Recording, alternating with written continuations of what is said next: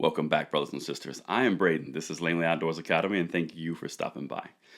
All right, guys, this is another episode of Bullet Points. Now, Bullet Points is a new show that's still in beta, and it's basically a supplementary show to the 9 p.m. Second A news, political analysis, and overall goings-on of the Second Amendment and our rights as American citizens.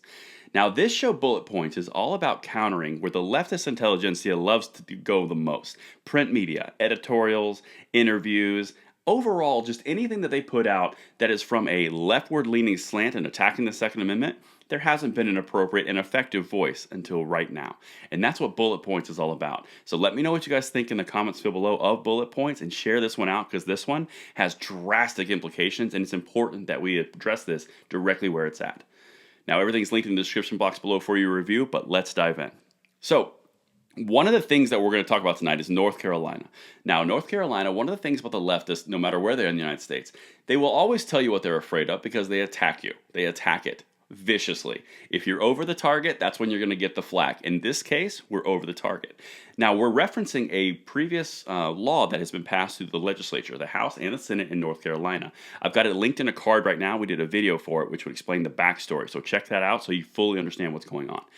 But this is an editorial that's attacking Governor Cooper and telling him to veto this bill based off what they're afraid of. And this is important. Now, to start this off, we're going to dive into the actual article itself, but I want to bring a quote from George Washington because it ties in directly, and this is the bigger picture and the why of what we're fighting. Government is not reason. It is not eloquent. It is a force. Like fire, it is a dangerous servant and a fearful master. Now, that could not be more true. Let's dive in and look at that filter through this article and see what they're encouraging from this side of the aisle, okay? Editorial. Pistol purchase permit repeal endangers life, and Cooper needs to veto it. That's the governor of North Carolina. Like I said, watch that other video.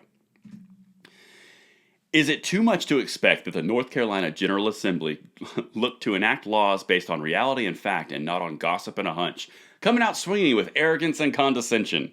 Oh, this must be an editorial. Now let's get to why they're upset. Judging on the latest venture into abolishing much of the state law on county sheriffs issuing pistol permits, the answer is yes. It is, to be generous, misguided and unnecessary legislation to appeal to radical gun rights fanatics with no regard to the lives jeopardized by the impact of this bill. Governor Roy Cooper should veto it, and that veto needs to be sustained. We must be over the target in North Carolina because that is some very strong language, and you've got two instances of arrogance and condescension coming out swinging in the first parts of this article. But let's keep going because this is where it's important. This is the direct tie into our rights as Americans, not North Carolinians as Americans, okay? State Senator Chuck Edwards, a Henderson County Republican, says it has been brought to my attention. Some sheriffs were slowing the issuance of permits simply because they do not want to allow citizens their Second Amendment rights. Edwards says the NICS system is adequate. That is idle chatter and hearsay, not reality or facts. And this is the important piece. This is why I led with the George Washington quote. It's not about the argument that this editorial board is putting forward. Well, that's not happening. That's hearsay and chatter and rumor. The point is not, it isn't happening. The point is the government institution is there to potentially make it happen. Go back to that quote with George Washington. You're talking about a dreadful servant and a fearful master. It can be utilized in a negative manner across the board with the click of a wrist. Click of a wrist? Snap of a finger, whatever. That's the whole point. The editorial board is missing this across the board. They don't want this gun control law to go away because there's no instance of infraction, if you will, of this actually occurring because they're calling it hearsay. What they're failing to understand is the government sheriffs in each county have the power to do this. It's not about if it has been done. It's about that it could be done. That's the point. But let's continue because that's the big thing here. They're missing the seed. The federal system only involves gun purchases from a federal firearms licensee. There are no checks for gun purchases from individuals or at gun shows.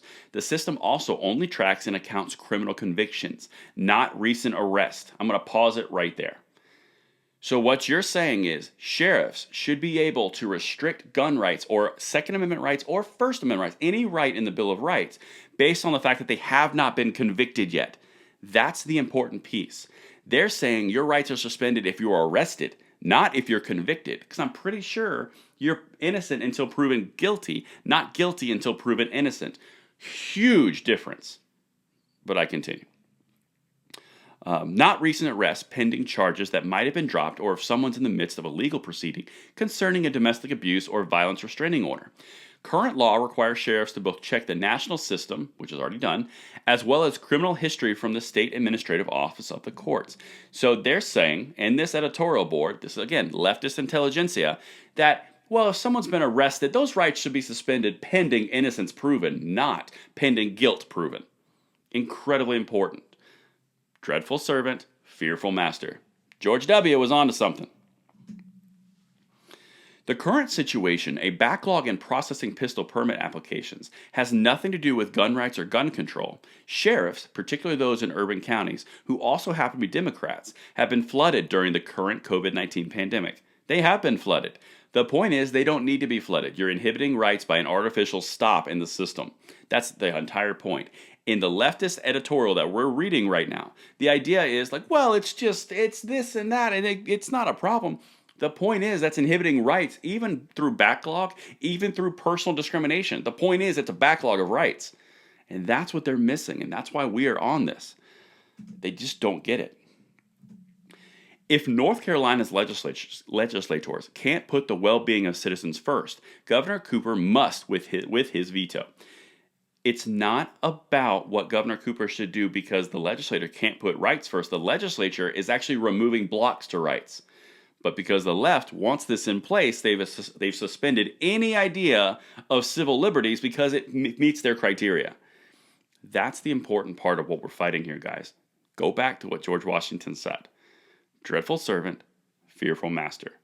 It has the potential to go off the rails, and that is what they're missing here. That was today's episode of Bullet Points. Let me know what you guys think in the comments field below, and until tomorrow, I'm Braden. See you later.